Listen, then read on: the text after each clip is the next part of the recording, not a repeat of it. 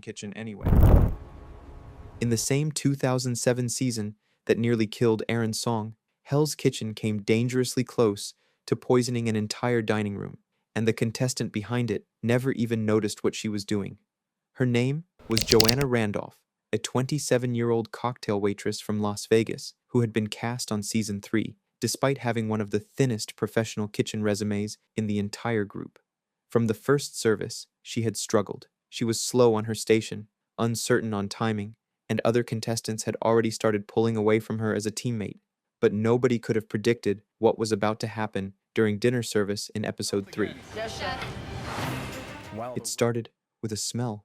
Ramsay was walking through the red kitchen when something stopped him. He turned, sniffed the air, and walked directly toward Joanna's station. The closer he got, the worse it became. When he finally reached her prep area and picked up the container she had been cooking out of, his face changed. He brought it to his nose and recoiled. The crab meat inside had gone completely rotten, not slightly past its best, or borderline questionable. Ramsay held it up to the camera and screamed that she was going to kill someone. You kill someone! Then slammed the container into the bin. Every contestant in the kitchen went still. What made the moment so unsettling was not just the rotten seafood itself. It was the fact that Joanna had been standing directly over that container for an extended period of prep and had not noticed a single thing wrong with it. The smell was strong enough that Ramsay picked it up from across a professional kitchen, and Joanna, working right on top of it, had either lost her sense of smell entirely or been so overwhelmed by the chaos of service that she had stopped registering what was in front of her. Ramsay's response was one of the most extreme in the show's history. He did not just shut down her station, he pulled another chef in to take it over entirely, and then did something he had almost never done before, and has rarely done since. He went out to the front of house and instructed Maitre d' Jean-Philippe to start recommending customers to different restaurants for the rest of the night, because the kitchen could no longer guarantee the food coming out of it was safe. In a show built on near misses and close calls, this was the closest Hell's Kitchen has ever come to sending a table of paying customers to the hospital with food poisoning from spoiled shellfish. Joanna was eliminated shortly after and never cooked on the show again. By the time season 4 of Hell's Kitchen reached its midpoint, one contestant had already become a problem his own team could not work around, and the reason for it was something nobody on the line had thought to check until the dishes started coming back. Oh no. The pasta is not cooked properly. One more pappardelle on the fly, pasta undercooked. Matt Siegel came in as a trained chef with enough confidence to assume he belonged there. For the first few services, he held his ground reasonably well, but a pattern had become impossible to ignore by the middle of the season. He sweated constantly, not just in the way any chef does under heat, but visibly and persistently in almost every scene. His teammates mentioned it in confessionals. Corey had already flagged that he was careless and making stupid mistakes, and told producers she would be watching his station all service to compensate. The show treated it as background noise, another personality clash to cut between. During the episode 9 service, the red kitchen started falling apart fast. The first pasta appetizer Matt sent to the pass came back too salty.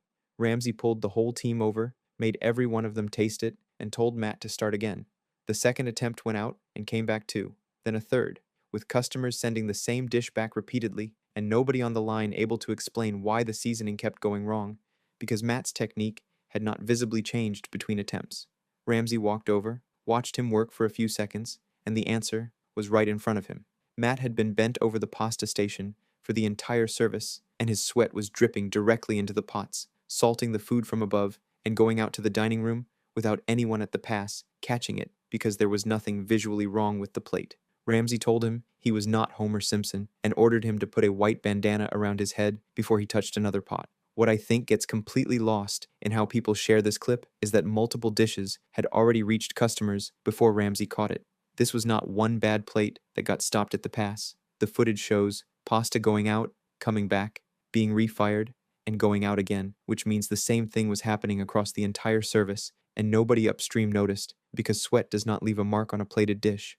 After service, Corey told him plainly he should consider a career in car sales, and Ramsay reminded him during lineup that he was on borrowed time. Matt said in the dorms that he had to work his ass off to stay, acknowledged the damage, and moved on. He finished 6th in the season. The bandana made it into the show's promotional footage. The customers from that service were never brought up again. Robert Hesse was a chef from New Jersey who came onto season 5 in 2009, having already done something most contestants would never do. He had canceled his own wedding to be on the show. He was around 400 pounds, moved slower than most of the other chefs, and yet had made it further than people who looked far more capable than him. By the time only 5 contestants were left, he was still one of them. Production flew the remaining chefs to the Borgata Hotel in Atlantic City as a reward. They got to see the empty space that would one day become the winner's restaurant, and that evening sat down for dinner with the hotel's top restaurant staff. Partway through the meal, Robert quietly got up and left the table. He had been having chest pains.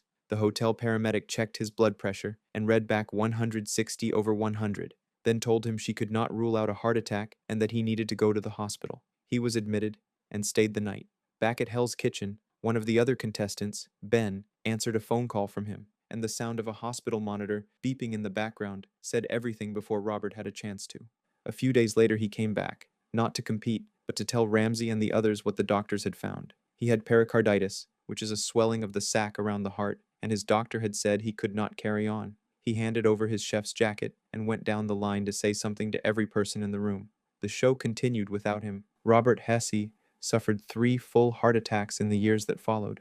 A man who had put his wedding on hold and pushed through weeks of brutal kitchen filming on a body that was already struggling, while the cameras that captured all of it kept rolling. Louis Cordio had 25 years of professional kitchen experience when he walked into Hell's Kitchen for the season 6 premiere. He ran a diner, sold 5 gallons of sausage gravy a week, and when Ramsay tasted his signature dish during the opening challenge and called it something you would serve to pigs, Louis stood there looking genuinely confused, as if the problem was with the tasting and not the food. He was put on the meat station for opening night service, responsible for lamb and chicken. Within minutes, he had wandered over to someone else's station and started cooking garnished spinach that had nothing to do with him, and Ramsay had to pull him back and tell him to stay on his own station and let everyone else do their jobs. What came up to the pass was a piece of lamb so badly cut that both sides looked completely different from each other, and Ramsay held it up in front of the whole team and accused Louis of having taken a bite out of it. When Ramsay then walked over to his station, he found a large pile of wasted, ruined lamb sitting there that had been building up the entire service while Louis worked around it. Ramsay told him to get upstairs and pack his bags, and when Louis asked twice whether he could stay and help, Can I help in the kitchen? You can help me!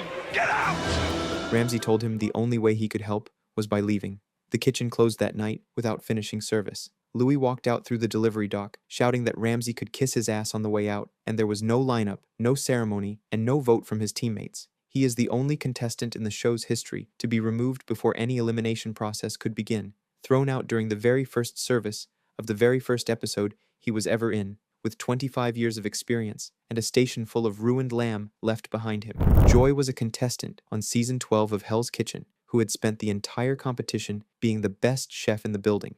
She was the first person that season to earn a black jacket, which is the award the show gives to its strongest performers as the field gets smaller, and by the time only 5 chefs were left, she was the clear favorite to win. Stan Lee, the man behind Spider-Man, Iron Man, and most of Marvel Comics, was seated at the chef's table that night to watch the remaining 5 cook. The argument that ended her run started at the serving counter, where finished plates are checked before going out to diners. Ramsay was waiting on a side dish for the halibut and told Joy he needed it ready before the fish went out, not after. Joy argued back, the exchange got louder, and within minutes, she told Ramsay she was done, walked out of the kitchen, and dropped her jacket on the floor in the corridor outside. Ramsay followed her and tried to get her to come back, but she told him again she was done and did not move. Chosen, you're cooking.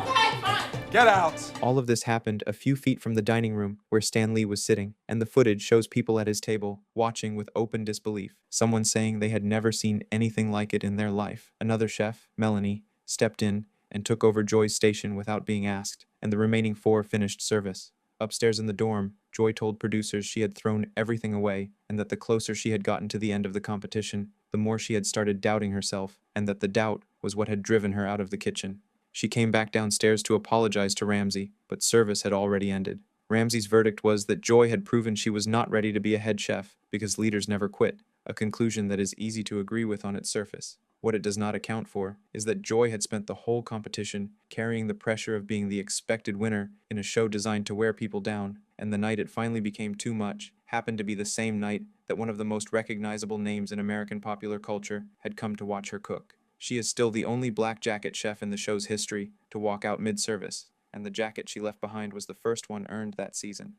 After losing the fishing challenge in Season 17's 9th episode, the red team was given a punishment where they had to drink protein smoothies made from the leftover fish scraps they had just spent hours preparing. The drinks looked as bad as they sounded, and the team lined up and started drinking. Partway through, a contestant named Barbie decided she had enough and quietly poured the rest of her drink into the bin. One of the sous chefs, Jockey, saw her do it, and his response was to hand her a fresh drink and announce to the whole team that because one person had tried to skip out, everyone now had to finish their smoothie no matter what. What followed was Dana, Elise, and Michelle all vomiting on camera in full view of the production crew and each other, because the smoothies had been blended from fish scraps and smelled bad enough to turn stomachs before anyone had taken a sip. Barbie's attempt to quietly get rid of hers had not only failed, but made the situation worse for every person standing next to her. The episode holds the lowest viewer rating of any episode in the show's entire run on IMDb, sitting below every service disaster, every hospitalization, and every dramatic elimination across 17 seasons, and the production aired the footage anyway. Midway through a dinner service in Season 17's 6th episode, a contestant named Jared stepped away from his station and told the team he had cut himself. Season 17 was an all-stars edition of Hell's Kitchen, meaning every person in that kitchen had already competed on a previous season and been given a second chance at the title. So the bar for what was expected from each of them was higher than in a standard competition. Ramsey went to check and found a cut that was not serious enough to justify stepping off the line, alongside a story that fell apart the moment it was examined. Jared had used a minor injury, the kind that gets wrapped and worked through on professional kitchen lines every single night, as a reason to stop working entirely, and Ramsey recognized it for exactly what it was. What made the confrontation harder to watch than a standard elimination was what had been said earlier that season, specifically Ramsey telling Jared directly that he believed he had a genuine shot at winning the competition, a kind of assessment Ramsey does not hand out routinely. For a returning all-star chef to respond to that trust by staging a fake injury to avoid service was the kind of choice that has no real defense once it is exposed in front of the whole kitchen. Ramsey sent him home on the spot, not for cooking badly or for a ruined station, but specifically for lying to his face during a live service and across the show's run-up to that point. That was a reason for elimination nobody had managed to earn before.